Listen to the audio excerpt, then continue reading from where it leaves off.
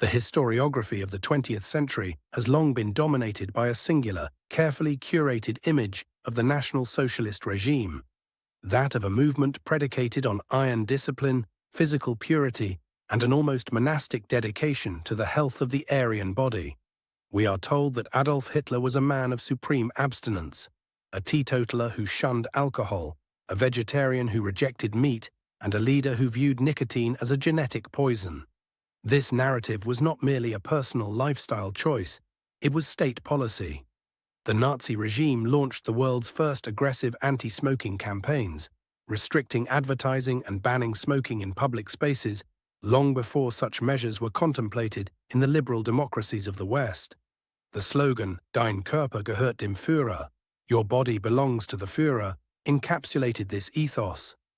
The German individual was a biological asset of the state, and to pollute oneself with intoxicants was an act of treason against the Volksgemeinschaft, people's community. However, this facade of hygienic rigidity conceals a profound historical contradiction. While the propaganda ministry broadcast images of wholesome Hitler youth hiking in the Alps, the physiological reality of the Third Reich was being quietly, yet pervasively, underwritten by the German pharmaceutical industry. Far from being a clean state, recent scholarship, most notably Norman Ohler's Blitzed, suggests that the regime's initial military successes and its leaders' endurance were chemically engineered. The contradiction is stark. A regime that imprisoned addicts in concentration camps was simultaneously feeding its soldiers millions of methamphetamine tablets to fuel a war of aggression. This is Distilled.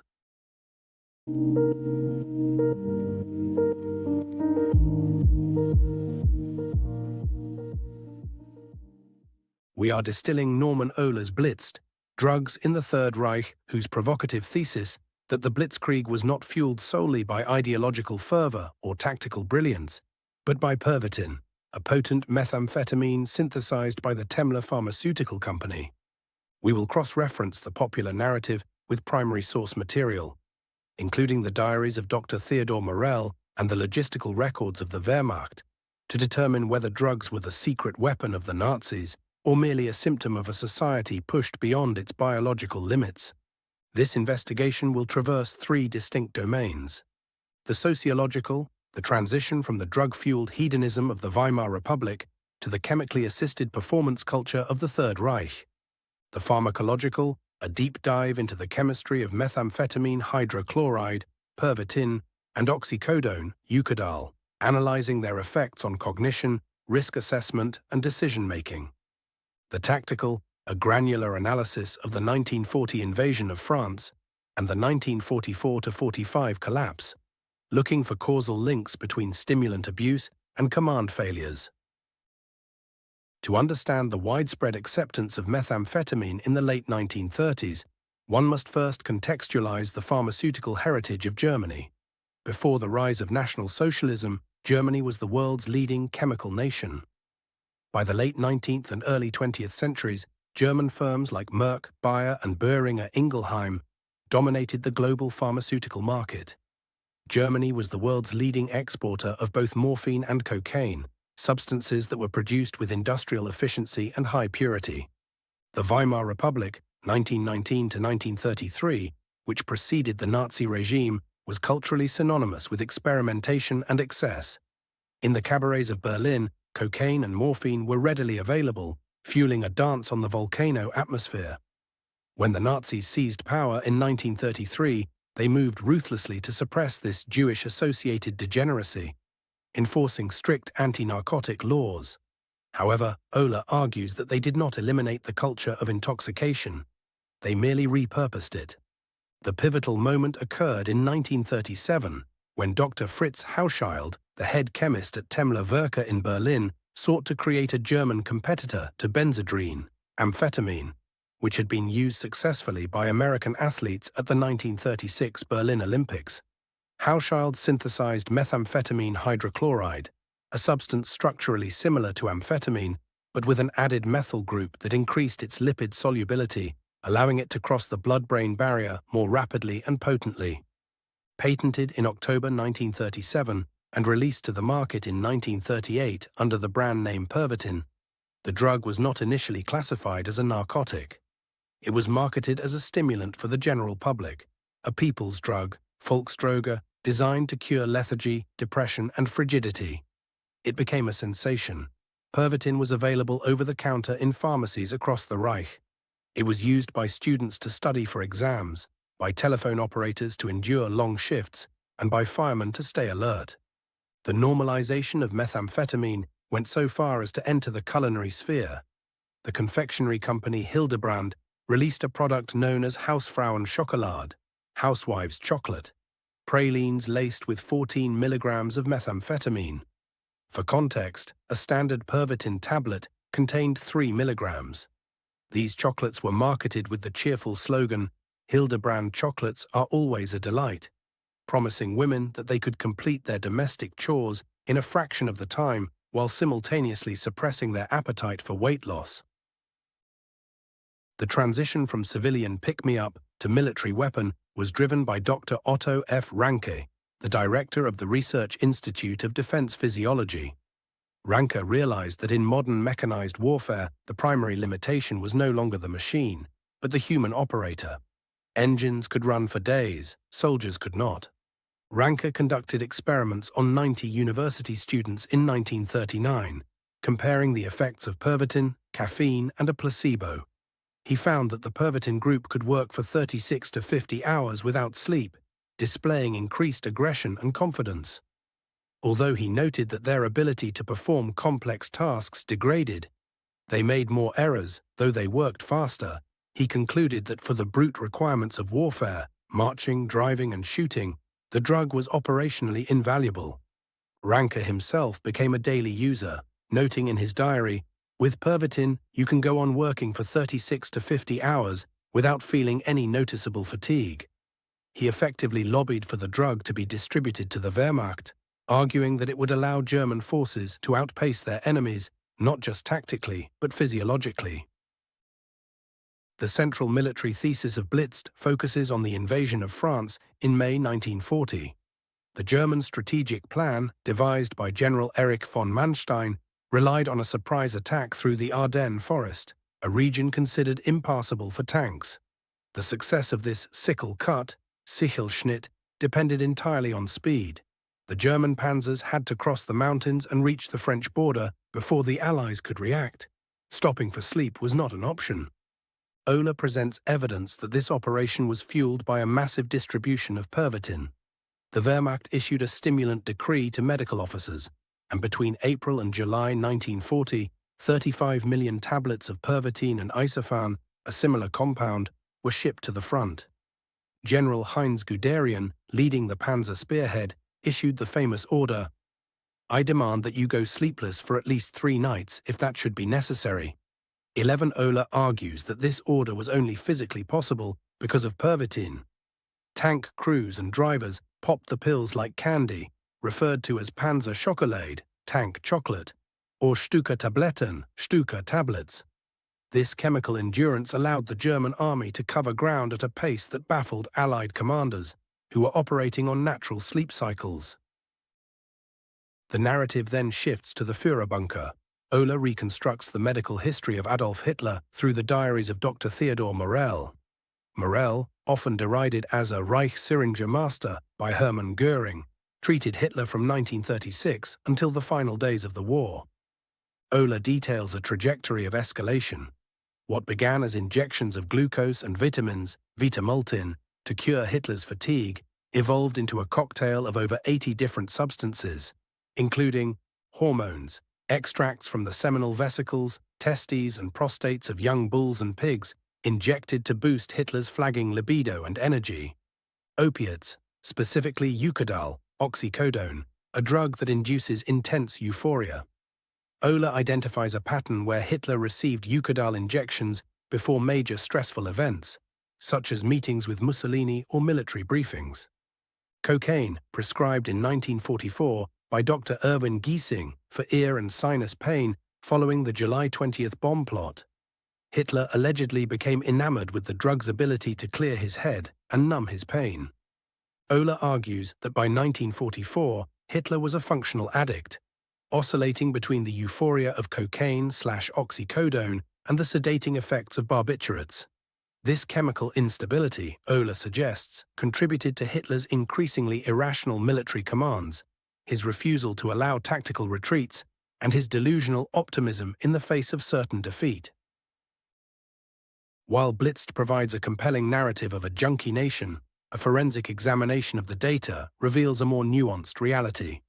The story of Nazi drug use is not one of universal intoxication, but of specific tactical application and the dangerous intersection of pharmacology and totalitarianism.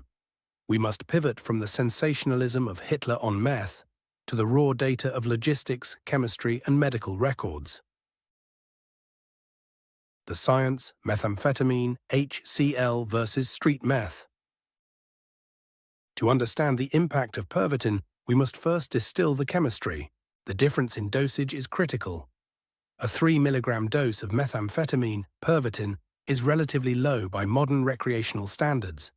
It is comparable to a low therapeutic dose of digoxin used today for severe ADHD or narcolepsy. Methamphetamine functions as a potent releaser of monoamines. It enters the presynaptic neuron and forces the release of dopamine, reward/motivation, norepinephrine, alertness/fight or flight, and serotonin. It simultaneously blocks the reuptake of these neurotransmitters and inhibits monoamine oxidase, MAO, the enzyme that breaks them down. At 3 mg, the drug would not necessarily induce the zombie-like psychosis associated with modern crystal meth abuse. Instead, it would produce a state of hypervigilance, suppressed appetite, and the elimination of the biological need for sleep. However, soldiers rarely stuck to the one-pill recommendation. Reports indicate soldiers popping multiple pills, 3 to 4 at a time, during intense combat, pushing the dosage into the 10 to 15 mg range. At this level, side effects such as cardiovascular strain, paranoia, and severe crash effects, depression, exhaustion, become manifest. 35 million pills versus the Wehrmacht. The figure of 35 million pills is often cited to imply the entire army was high. However, we must contextualize this number against the scale of the Wehrmacht. Total tablets, April to July 1940, 35 million. Troop strength, invasion of France, approximately 3 million men. If distributed evenly, this equals roughly 11.6 tablets per soldier over the course of the 6-week campaign. As historian Richard J. Evans points out, 11 tablets over 45 days is insufficient to sustain a continuous high for an entire army. The data suggests that Pervitin usage was asymmetrical. The drugs were not distributed evenly. They were concentrated in the Panzer, tank divisions, the Luftwaffe, and transport drivers. Dr. Ranke's logs confirm this targeted distribution. For example, he records delivering 40,000 tablets specifically to the medical officer of General Erwin Rommel's 7th Panzer Division, noting the troops were extremely happy because they were running low. The Methamphetamine Blitzkrieg was not a phenomenon of the entire German military, but specifically of the tip of the spear. The units that needed to move the fastest, Guderian's and Rommel's tanks, were heavily medicated, while the horse-drawn infantry and rear echelon troops likely saw little to no Pervitin. This aligns with the stimulant decree, which prioritized operational speed over general well-being. The Halt Order at Dunkirk, a drug-induced error. Ohler speculates that the inexplicable Halt Order at Dunkirk, May 24, 1940, might have been influenced by Hitler's health or Hermann Göring's morphine addiction. The strategic reality: while Göring was indeed a morphine addict, a legacy of a groin injury from the 1923 beer hall putsch, military historians overwhelmingly attribute the Halt Order to tactical factors, not pharmacological ones. Terrain: the marshy Flanders terrain was dangerous for tanks.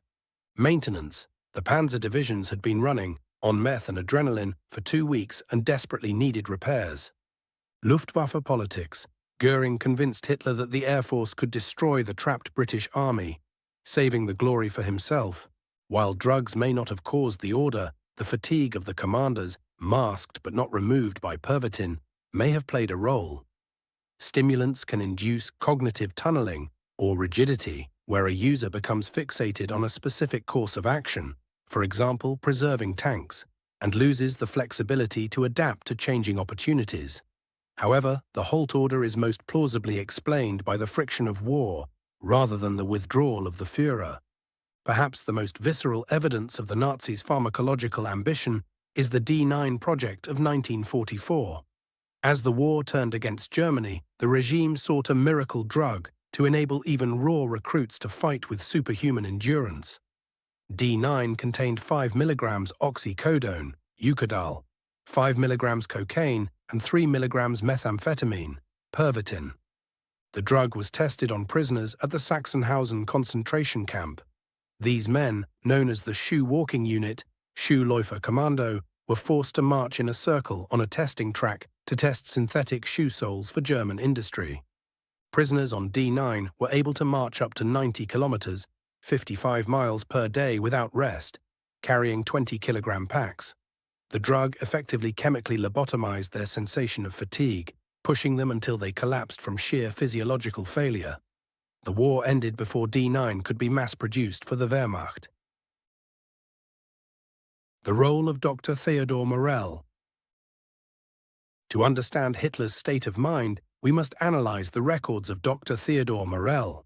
Morell was unconventional, unhygienic, and widely disliked by Hitler's inner circle. Göring called him the Reich Syringemaster, but he possessed the one thing Hitler valued: results. Morell's diaries record thousands of injections. His treatment philosophy was based on the quick fix. Hitler, lacking the patience for exercise or lifestyle changes, demanded immediate chemical solutions to his ailments. The X controversy, Eucadal.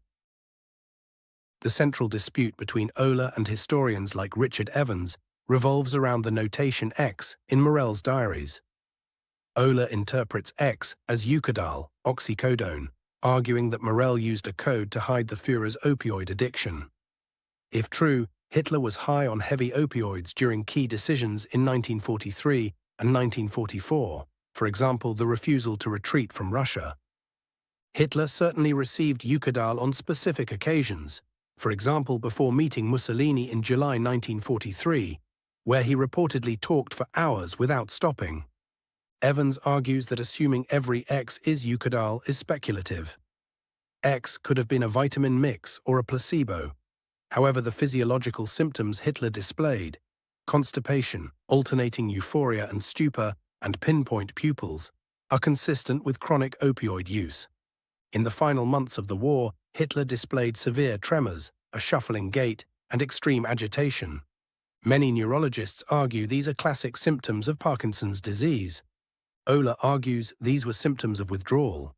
In late 1944, Allied bombing destroyed the Merck factory in Darmstadt, cutting off the supply of Eucadal. Simultaneously, Morell was finding it impossible to source high-grade animal hormones.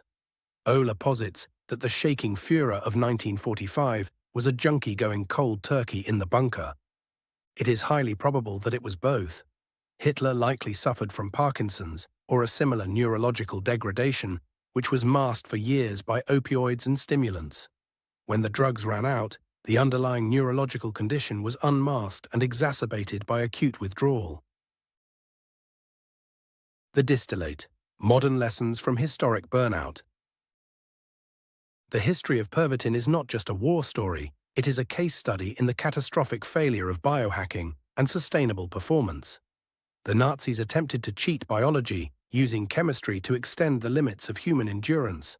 They succeeded in the sprint, 1940, but collapsed in the marathon, 1941 to 1945. The sprint versus the marathon in leadership. General Guderian's order to go sleepless for 3 nights worked for a 72-hour offensive. However, when the Wehrmacht attempted to maintain this tempo during Operation Barbarossa, the invasion of Russia, the army collapsed. In modern business, crunch mode, using caffeine, stimulants, or sheer adrenaline, works for short-term deadlines. However, attempting to normalize crunch mode as a standard operating procedure leads to organizational adrenal fatigue. Leaders must distinguish between the sprint, crisis management, and the marathon, long-term strategy. You cannot Pervitin your way through a fiscal year. Decision hygiene and chemical confidence. Hitler's use of Eucadal created a state of artificial confidence. Pharmacologically, opioids and stimulants can suppress the brain's risk aversion centers, specifically the amygdala and the anterior cingulate cortex, leading to the overconfidence bias. Hitler believed he could turn the tide of the war because his brain was chemically insulated from the anxiety of failure. Decision hygiene. Leaders should be wary of making high-stakes decisions while in a state of high physiological arousal, stress, lack of sleep, or stimulant use. If you feel invincible or euphoric about a risky plan, it is a red flag. Implement red teams or devil's advocates, people whose job is to soberly assess risk without the chemical distortion of the leader's optimism. The isolation of the yes-man doctor. Hitler relied on Morell because Morell provided immediate relief. Injections, rather than difficult truths. You need rest/diet change. Morell became an enabler, isolating Hitler from competent medical advice. Leaders must beware of advisors who offer only quick fixes or who are afraid to deliver bad news. A doctor or consultant who prescribes a magic pill for a structural problem is an enabler, not a healer. True performance requires structural health, sleep, culture, strategy, not just a shot of adrenaline.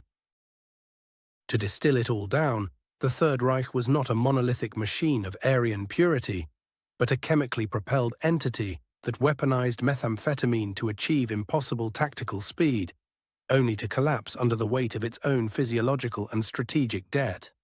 If you want to dig deeper into Morell's diaries or the specific dosage charts of the Wehrmacht, check the show notes for the links to the papers we mentioned. If you enjoyed this distillation of history and pharmacology, like and subscribe or hit the bell icon on Spotify and YouTube to get notified for our next episode.